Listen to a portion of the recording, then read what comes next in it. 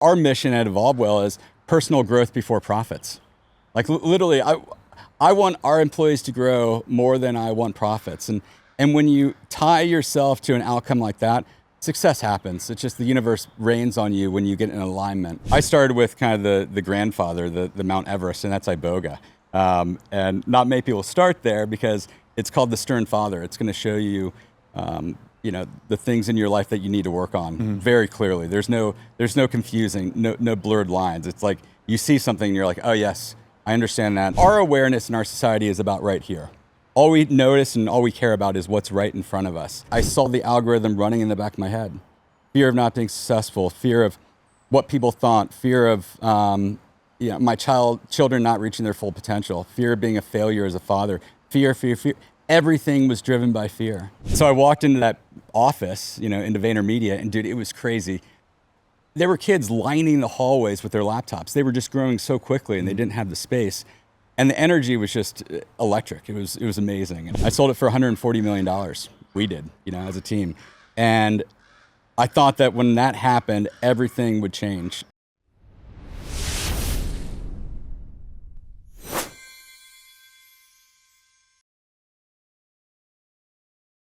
Welcome to the new episode of Kensho Talks. Now, today's guest is a extremely special one. He's the co-founder and CEO of EvolveWell, an innovative platform designed to revolutionize the coaching process by empowering coaches and enabling greater client transformation. Now, he was also the founder of Tiger Media, which we will talk about because we have a joint and combined history there. And he's also a father of 5 kids, a husband, and the writer of his first book, The Remembering. Welcome, Pete. Thanks, man. Of course. Now, let's start off with your rich family history, because I feel like it's so important to the person that you are and how you radiate in a room. And for that reason, I want to start off with your grandfather, who left an immense legacy in your family, in your past. So how was it kind of being brought up and being behind such a behemoth? Yeah, I mean, my grandfather was a giant. He took his family's business and turned it into a global empire. And he had this presence about him that all the grandchildren wanted to be like him. And there were a lot of us. And we all looked up to him. And yeah, I spent my entire life chasing him, to be honest with you. It wasn't hard to be in that position. It was amazing to be in that position. And he instilled in me this belief that anything is possible, and he showed it through his hard work and dedication. He was the hardest working man I know, and he was so brilliant, and he was such an innovator. And whereas some people might have that legacy and just kind of live off of that a little bit, in our family, honesty, integrity, and hard work was just instilled in us from the day we were born.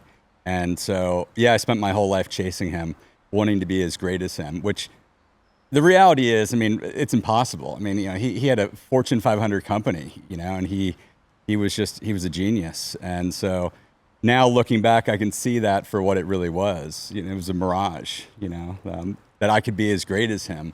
But I spent my whole life trying to be him, and that was, yeah, it ruled my life for a long time. Interesting. So when you say mirage, what do you mean by that in regards to your own life? Well, for me, I was chasing some future that didn't exist. The future is a mirage. It's an illusion. And the closer you get to it, the further it drifts away. And so I found myself seeking that need to be successful. And that's what drove me. I thought I was driven by ambition, right, to be as great as him. But the reality was I was driven by fear of not being great enough, not living up to the shoes that he walked in. And so, and what I also did was I placed a lot of my own self-worth and, lovability into that success. Got it. Yeah. So before we jump into your book and the philosophies and your past, I first want to touch on kind of the beginnings of that success. So even before Tiger Media, you've had plenty of companies. Wake Nation, you've also had Heladerm. So I want to start off with Tiger because that's also where our history started. So Can you tell me more about that journey and how you and your cousin Dick Hillenbrand were walking the streets of Manhattan looking for funding? Yeah, so we weren't just looking for funding. We were looking for an industry to accept the technology that we had built. So we had this premise. If we could track chatter on social media, specifically within the music industry, we could find artists before anyone else. And the concept was pretty simple. If everyone in the music industry is talking about an artist, an emerging artist, then that person's going to rise up in their popularity. And we spent about 2 months creating a database of all the important people in the world in the music industry. And we turned on the platform and we found Billie Eilish. We found all these artists before anyone knew about them. And so we knew we had something powerful and important, but we needed to find an industry that could use it. Now, the music industry was the obvious choice because any A&R manager would want our technology. Right. But there's not a whole lot of money in the music industry, and it's kind of owned by these big companies, and decisions are slow. So that was kind of a no-go for us. We needed to find scale, industry with thousands of customers, not 100 customers. And so we went to New York, and I went and pitched this to everyone we could sit in front of, investors, brands, agencies. And it was funny. We'd go into these meetings, and I'd be like, hey, this is our technology. And I'd pitch it differently based off of who I was talking to, which is great because I learned how to pitch really well. Right. And they all looked at me like I was an idiot. They're like, what are you talking about? And what I realized is that we had built cool technology, but we weren't solving a real problem. And that's what happens with a lot of entrepreneurs. They fall in love with this idea, this cool technology they built, but they're actually not solving. And the best companies in the world solve. They don't just create, they solve. And well, you were, in a sense, disturbing the space because you could potentially, even before the labels, figure out who the hot stars and rising artists are that you could potentially sign if you were to open up your own. Yeah, if I wanted to open my own, but that wasn't really an interest for me. Right. And when I would walk into a record executive's office, which we did, you'd walk into his office and behind him were gold records lining the walls. And those were all built on his gut and intuition. And so now I'm coming in and saying, which I know nothing about. It was funny, at one point someone was like, what do you know about music? I'm like, nothing. But I understand technology. Yeah. And they were like, yeah, I built this entire business off my gut, I have no interest in the technology that you're using. And we found that in a couple industries. Movie industries were like that a little bit, where it takes so long to get up to the top. And once they're up there, they're just like, I don't want to mess it up.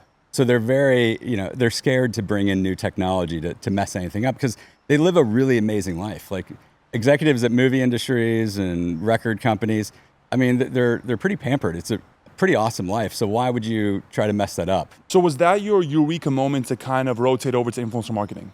Well, I mean, no, it just happened by the universe, honestly. I was booking a flight back to LA that night, just like, I was like, oh my God, we have got to go back to the drawing board. And one of our advisors called and said, Gary Vaynerchuk's team over at VaynerMedia wants to meet with you. And they were like the biggest social media agency in the world at the time. Gary was the first to jump onto Facebook and YouTube and start to run ads on them before anyone else. And so there was no saturation in the social media market, and big brands wanted his help to figure out how do we penetrate the social media market because they saw the increase in usage. So I walked into that office, into VaynerMedia, and dude, it was crazy. There were kids lining the hallways with their laptops. They were just growing so quickly, and they didn't have the space. And the energy was just electric. It was amazing. And I was like, oh my God, this place something's happening here. And I wasn't quite sure what it was. And I got a meeting with Jeff Nicholson, who was the vice president of paid media. And I walked into his office, and I knew I had like 2 seconds to pitch this idea to them. And the minute I started talking, he looked at it and he said, hold on a second. And he called in Chris Gesualdi, who ended up being our head of product at Tagger. Chris was brilliant, super nice guy.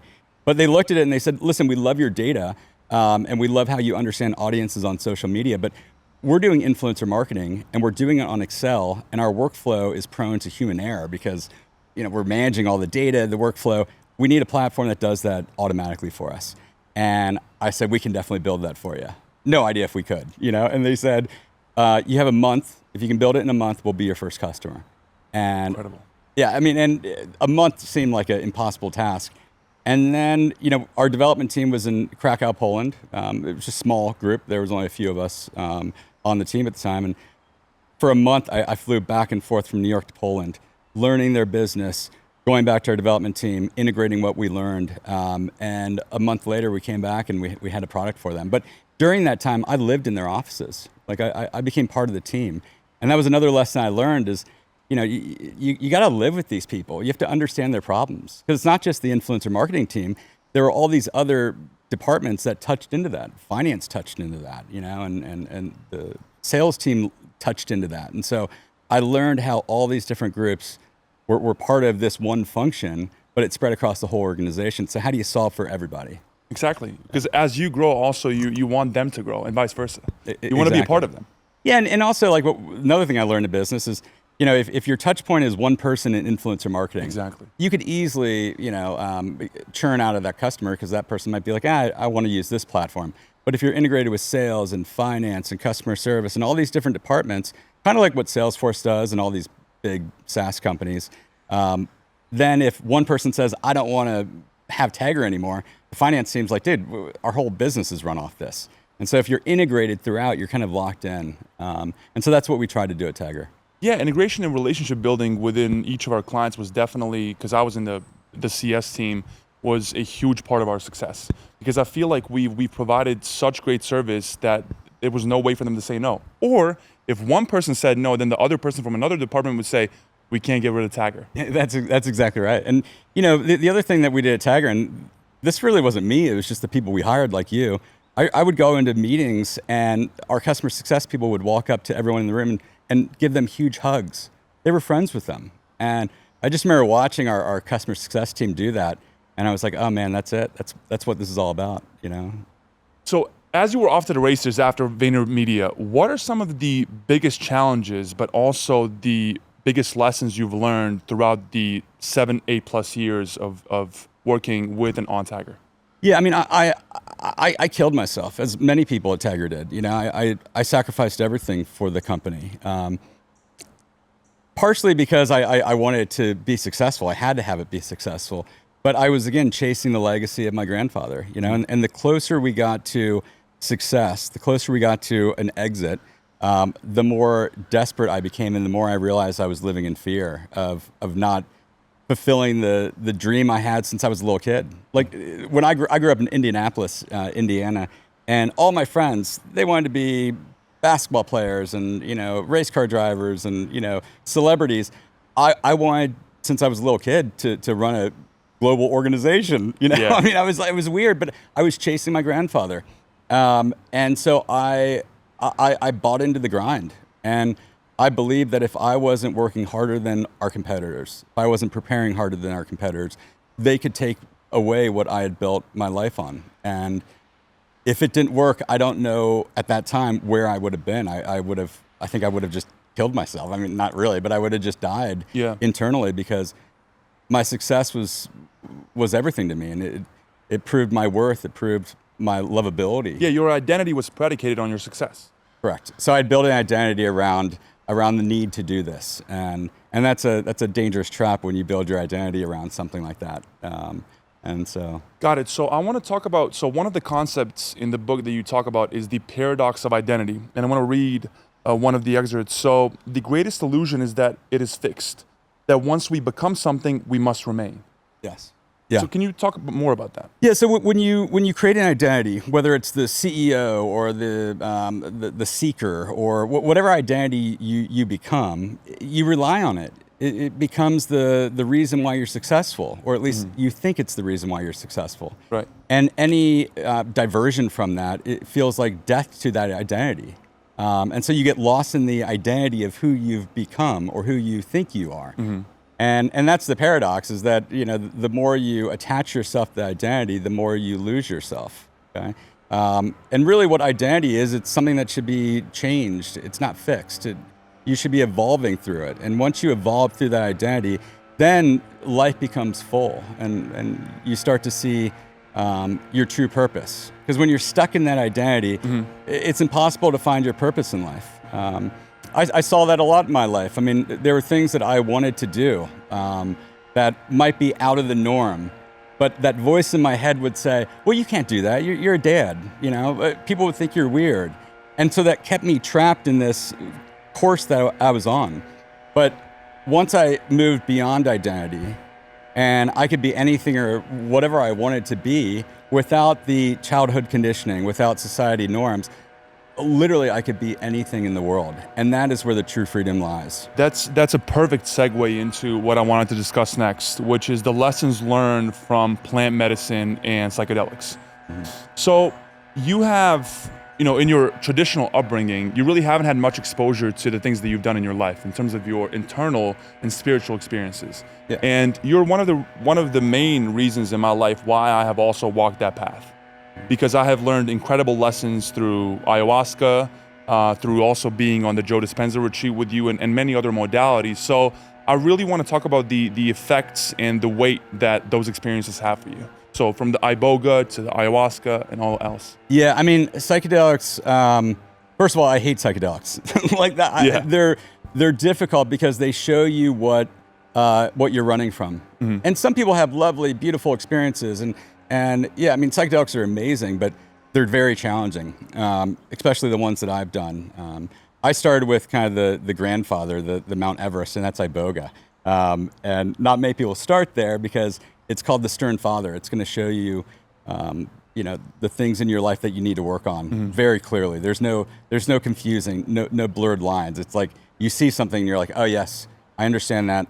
And then it gets into your cells and you can't do anything but change that. But psychedelics rip you open. They show you exactly what you need to change in your life, and it shows you your potential. And there were moments when, listen, it was euphoria, and I was downloaded with the truth of the universe. But there were other times where I sank in my greatest fears, because that's the other thing that psychedelics can do. They can show you the most beautiful things. They can also show you what your greatest fear is. And for me, I've always been a control freak my entire life. And ayahuasca was a great example of this, when it showed me, okay, you're a control freak. You're afraid of losing control. Let me show you what that feels like. And it was absolutely terrifying. But it was one of the greatest lessons of my life. And I've always been drawn to things that pull me out of my comfort zone, push me into discomfort. And I'm always looking for the greatest life lesson there. And that's what psychedelics does. And, yes, not many people in the world do it, especially where I grew up. But it's been one of my greatest teachers I've ever had. Yeah, I feel like it's becoming less and less of a taboo, right? I feel like there's a grander awakening in the scope of people and humans nowadays, where we're no longer looking so much for the material. We're focusing on the inside and what we truly feel, what we truly want, what we truly have. Because there's definitely a massive, especially with the uprising of AI, there's a massive rift in, the detachment of oneself and also the connection between people. So that's also one of the concepts that I want to talk about, and I've had this as well. Whenever we think we're enlightened, there's this illusion that you call the illusion of detachment, right?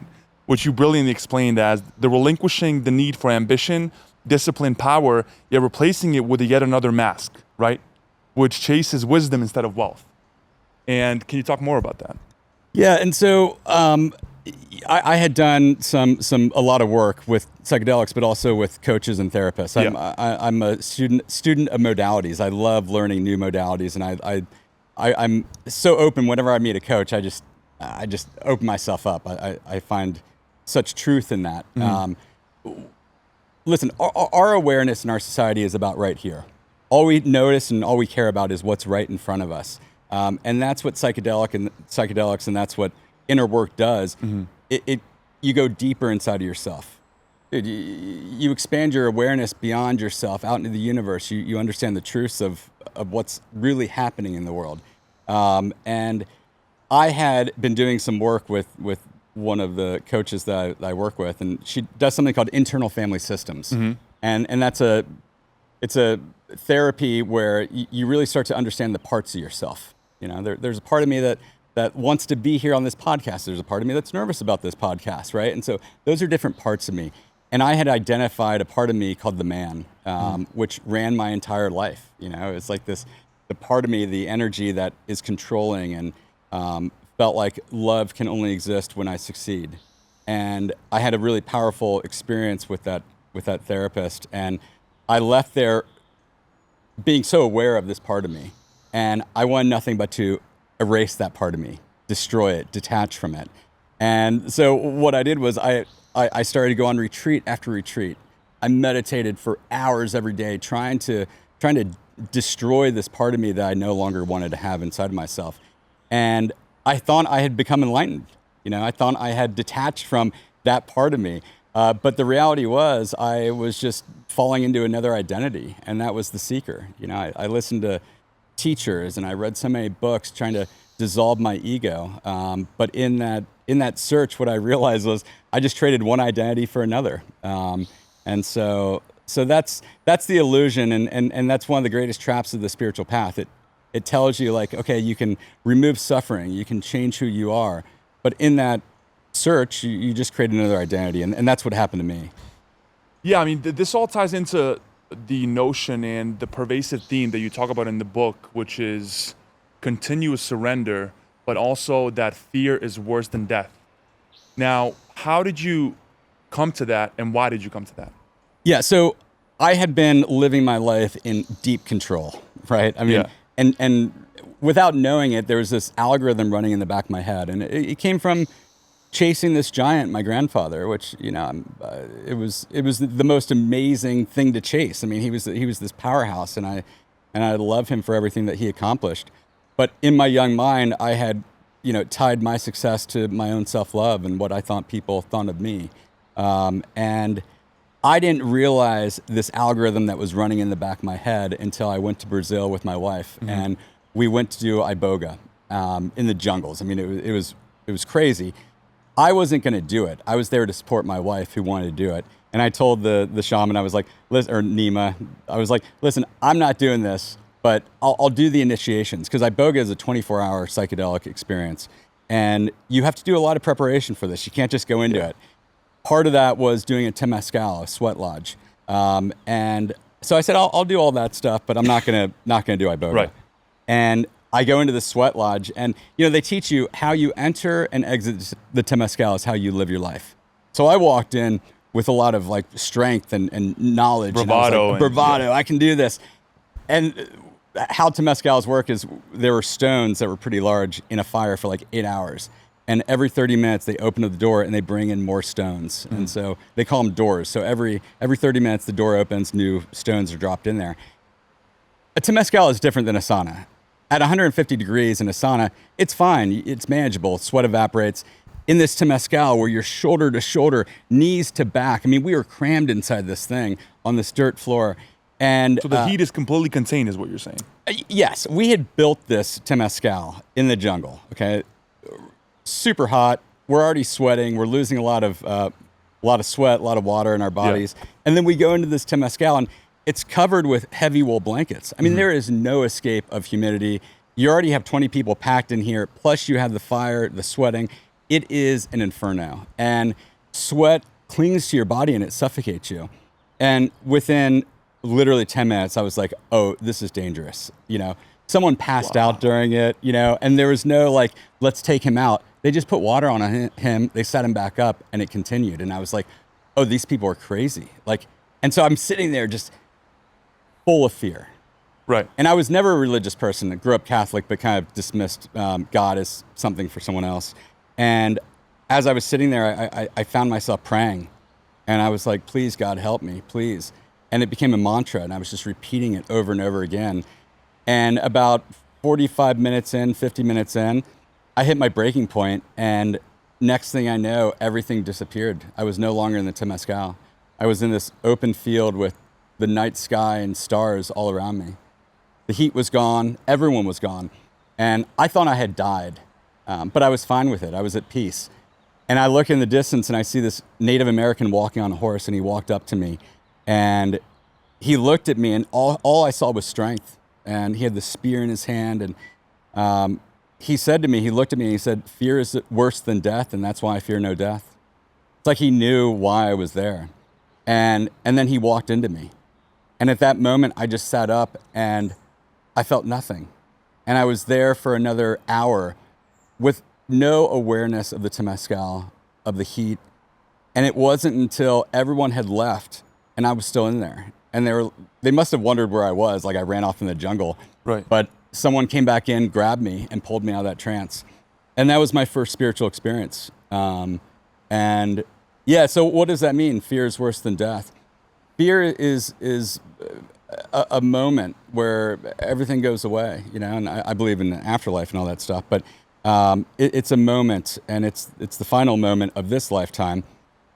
But fear is something that when you live with it your entire life, it's impossible to live fully.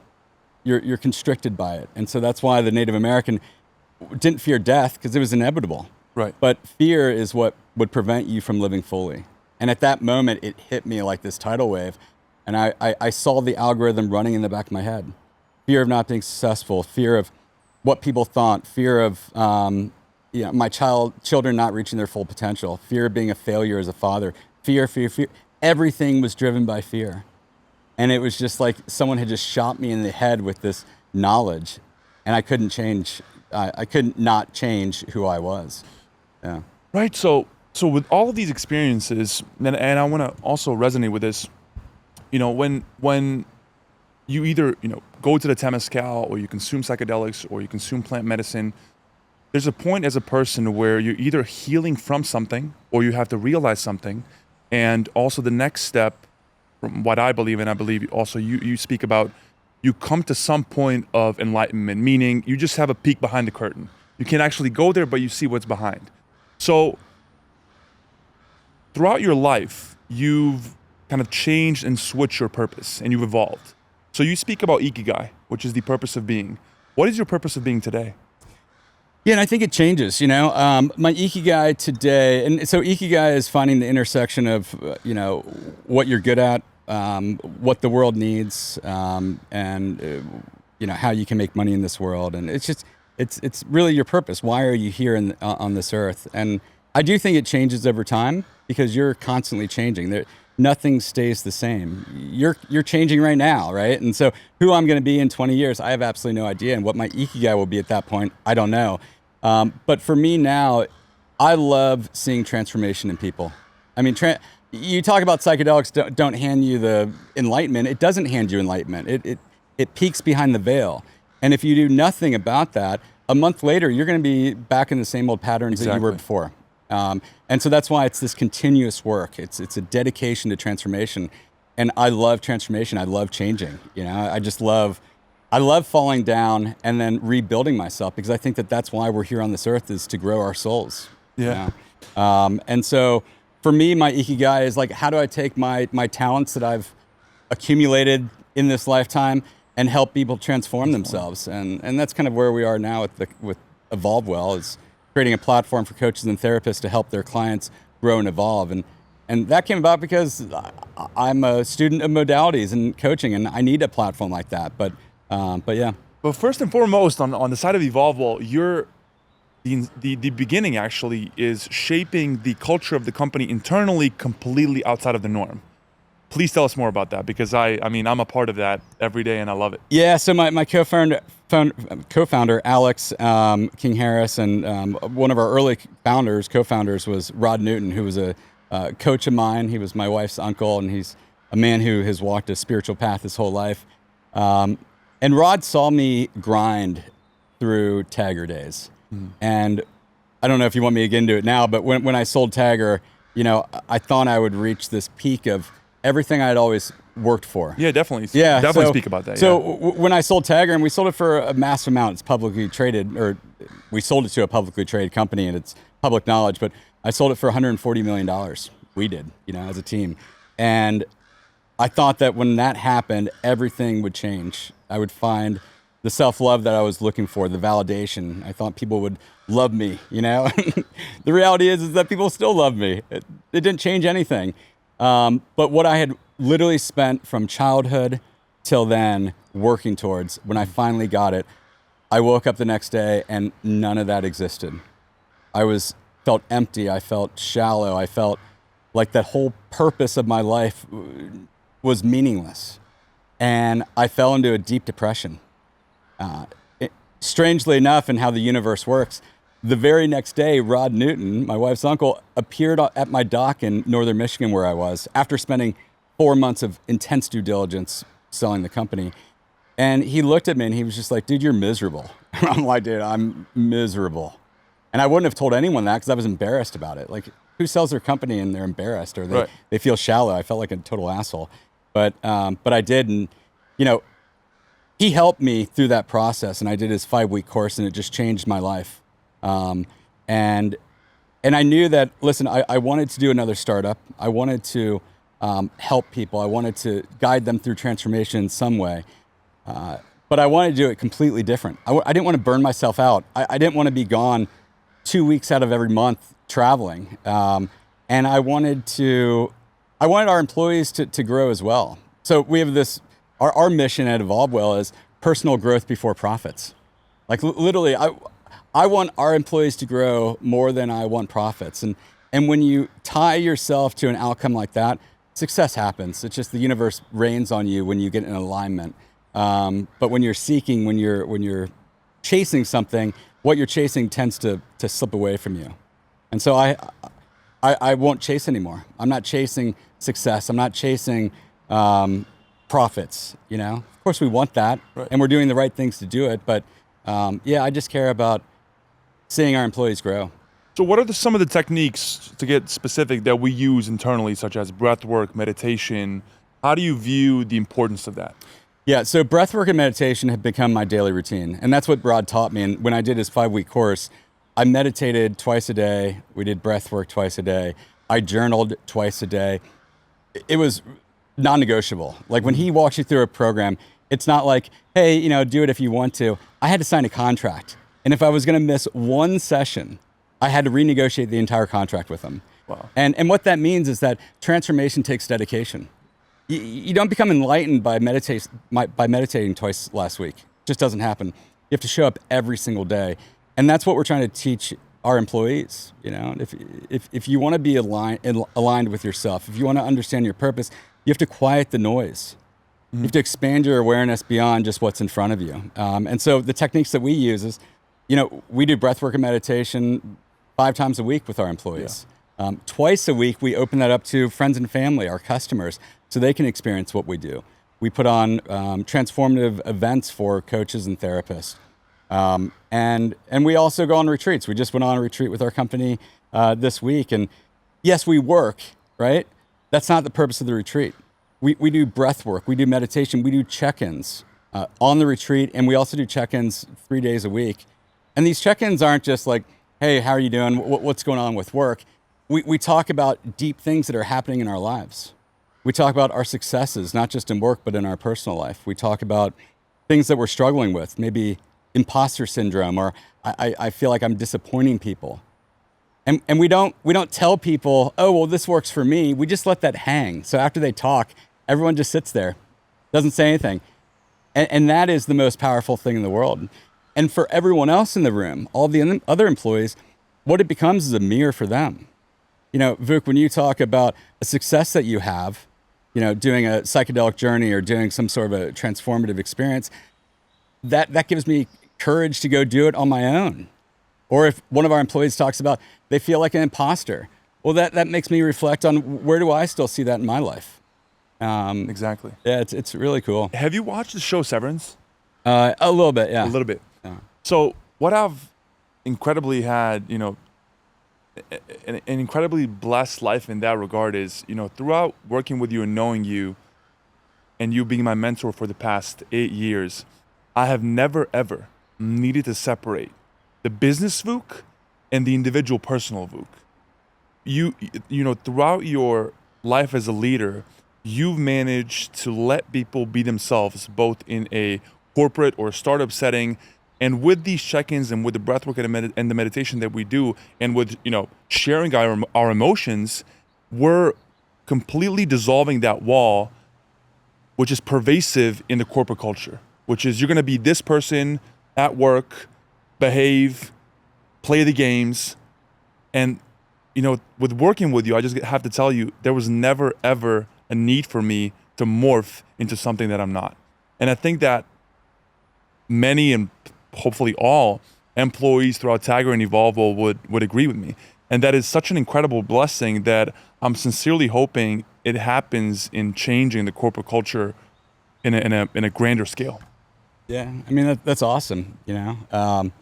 Yeah, I don't know. That's just kind of, I think, how I always operate. I felt like that was kind of the more casual side of me. But but yeah, I mean, I think also too, like, especially now with EvolveWell, why I'm like, it's so important for me to have that vulnerability with our employees, is because vulnerability was something that I never allowed myself to feel. Exactly. I mean, up until that moment in the Temescal, I had never felt sadness or tears or anything.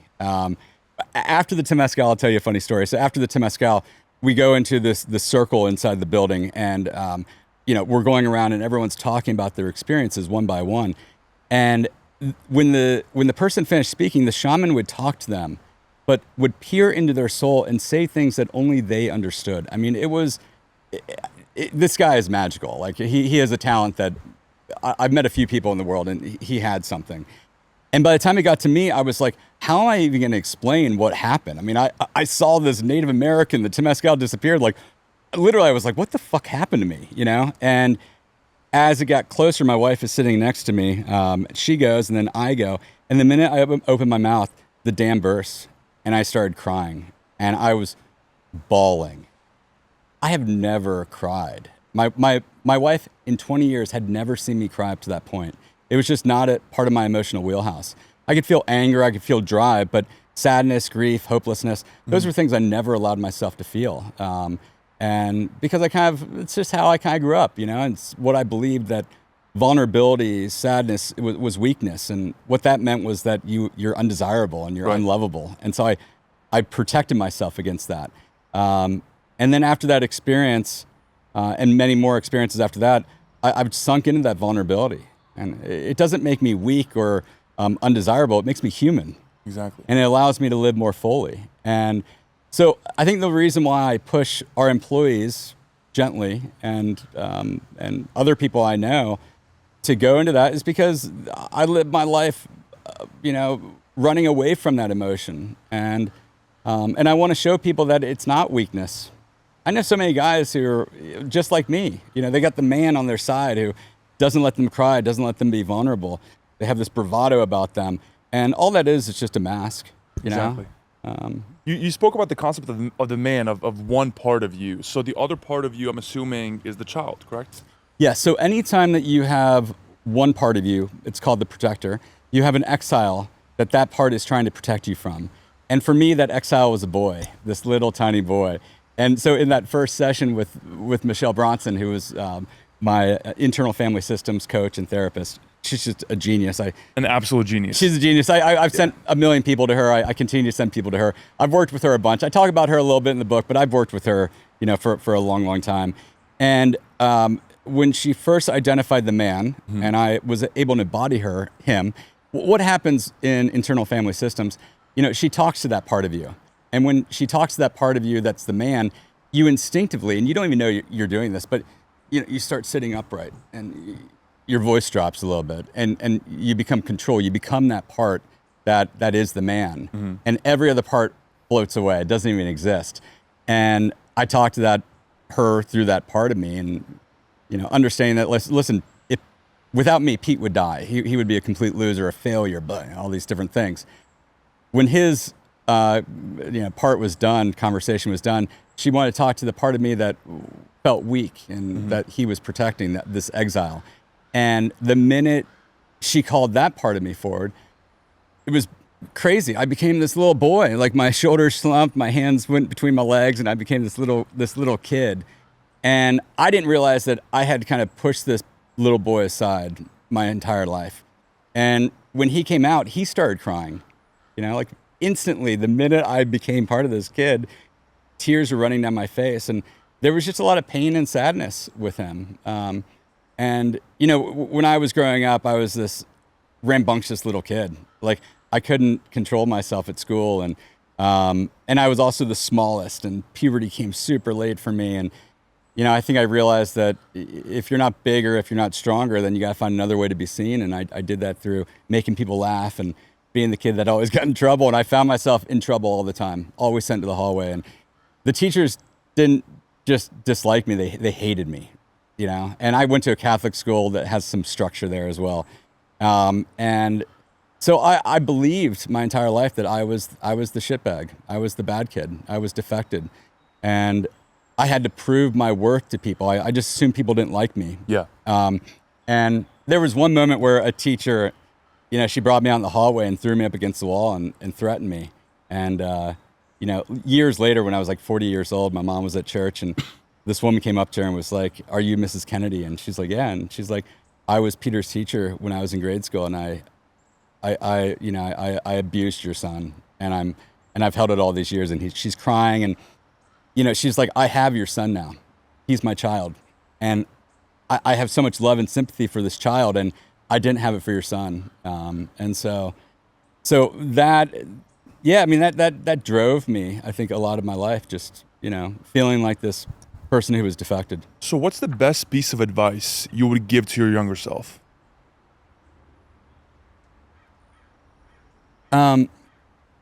Listen, I would just tell him that he's perfect and he's amazing, and there's nothing wrong with him.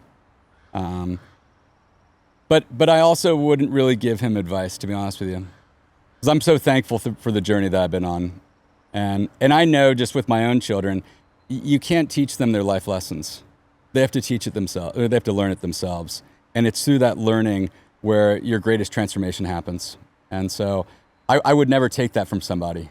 I mean, that, to me, the purpose of us being on this earth is to grow our souls. And, I need to go through the hardship. I need to go through the failures. I need to go through the self-doubt in order to get to the other side. And to me, that process of transformation is so fun, And so, yeah, I would never take that from myself as a young kid, and I would never take that from my kids.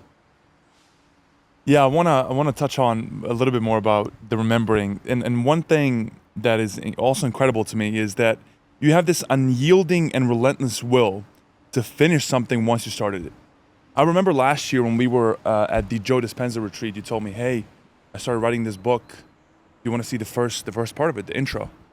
And you sent me, and it was this classic, like, "Oh, are you ready to improve your life? Are you ready to do this and that?" But you were writing for an audience. It's as if you were writing for somebody else. And I didn't really have much feedback. I was like, "Oh, you can change this and that," but I didn't really give you concrete things that could change it in the right way. And then a couple of months, days, weeks later, you were like, "I scraped the whole thing. That's not me." I started finally writing for myself. Yeah. So all of these concepts and stories and growth is, of course, explained to the book. But what is it that you want people to remember you by ultimately? What I want people to remember me by? Yeah. Honestly, nothing, to be honest with you. I don't really care how people remember me or if they remember me. Of course, my kids, I care about that, and I try to live my life the way, as an example for them. But yeah, I mean, when I first started writing, I was seeking. I was trying to write it for somebody and show them the transformation that I showed other people. And then, I with this book, I didn't write it for anyone. I wasn't expecting to even publish it. I just sat in a room and I started writing, and I stayed there for months. I like disappeared. I was in that room for like 15 hours a day. Yeah. And I couldn't stop writing. And then when it was done, I was like, okay, I think there's something here, because it's my story. And what's funny is it's not my story, it's everyone's story. Change the names, change the environment, but every guy deals with this stuff, in one way or another. And so, how I want people to remember me by, I don't know, just if you know me, however you want to remember me by, because this is one of the, because you're not burdened by legacy. No, this is a great thing that you say, because you're not burdened by the fact that you want people to remember you by something. It's just that you're doing the things that you want to do for your life that you think might resonate with other people, but it's your internal piece that you need to get this out as a creation. Yeah, and it's also super vulnerable. I mean, like, Exactly. I think a younger me would never have written this book and put it out there. And that's the people who know me well and who have read it have all said, it's courageous, and and that gives them courage to fall into their own purpose and to be vulnerable. Exactly. And that's the last piece that I want to touch on here, is the power of language. and how speaking to yourself and about your experiences, about your past, about your future affects the real life outcomes. Yeah, so I worked with this therapist, Conchetta, and I've worked with her for a long time. And she's a somatic-based therapist, so she gets you into your body. I was always stuck in my head, and I didn't realize that the way to really grow was to get out of my head and into my body, and that's what we do in these sessions. And so they're a deep dive where our eyes are closed, and I'm just feeling my way into areas of discomfort, tension. And I would find myself in sessions saying, listen, I know it's so stupid, but like when my life feels out of control, I try to control the little things I can, like cleaning the kitchen. And I do. I mean, like if you ever see me cleaning the kitchen, be like, okay, what's going on? And for me now, it's like the minute I start doing something like that, I pause and I'm like, okay, what's happening in my life? You know, I have so much awareness for that now. And it doesn't mean that I don't fall back in those traps. It's not about being perfect. It's about just being aware of your humanness. And if you feel like you're off track, you know, make a correction. But she would always stop me and say, nothing you do is stupid. And she's like, try to say that again without putting, you know, blame or embarrassment and so I would be like, yeah, when my life's out of control, I do the little things I can to control things like cleaning the kitchen. How powerful is that? You know, by taking away shame and embarrassment from that, calling it stupid or ridiculous, I can be with that feeling, and I don't need to make excuses. I can own it, and that's another interesting part about this is the power of ownership. You know, if I can own my thoughts and my actions, then I can change them. I can work with them. I would work with her, and I would say, you know, when you wake up in the morning and you just like life's crazy. Like you wake up and you gotta get the kids ready, and you gotta take a shower, then you gotta drive. It's crazy. Life's out of control. It's chaotic. She would stop me and be like, no, I have no idea what you're talking about. I don't have children. And I'd be like, okay, so what I'm doing is I'm externalizing my own condition, my own experience off to someone else, so I didn't have to own it. And so I would say it again. When I wake up, my life feels out of control. I have to wake up my kids. I have to get them ready. I have to get dressed, showered, go off to school. My life feels like chaos. And when you start owning those things, it's something that you can change. You know, if my life feels chaotic in the morning, I can make changes to make it less chaotic. If I feel disconnected with people in my life, I can do things to connect with them in deeper level.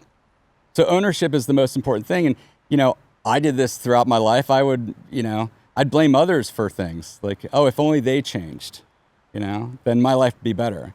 But when you push off the responsibility of your happiness to your wife, your spouse, or, you know, your boss, anyone, you know, I joke in the book, like Mercury doing its retrograde thing again, you're giving your power to somebody else. Exactly. You know? Yeah, it seems to me the message that I get from that is that do not be beholden to your thoughts, but create your life through actions. Yeah. That was the 5-week course that I did with Rod Newton. We'd wake up every morning and we would focus on how I wanted to think and feel that day. And so I'd wake up really early and I'd meditate for like maybe 30 minutes, do breath work, and then I would journal. How do I want to feel? What do I want to experience today? Yeah. And what I realized was I was starting to live my life from vision. I'd wake up knowing I want to feel this way. I want to do these things. And within a week, literally my day became what I was wanting it to be. And at night we would journal. I would do meditation, then I would journal. And I would reflect on the day. What am I grateful for? What didn't go well today? And it wasn't to like harp on it and make myself feel bad that I didn't do something perfectly.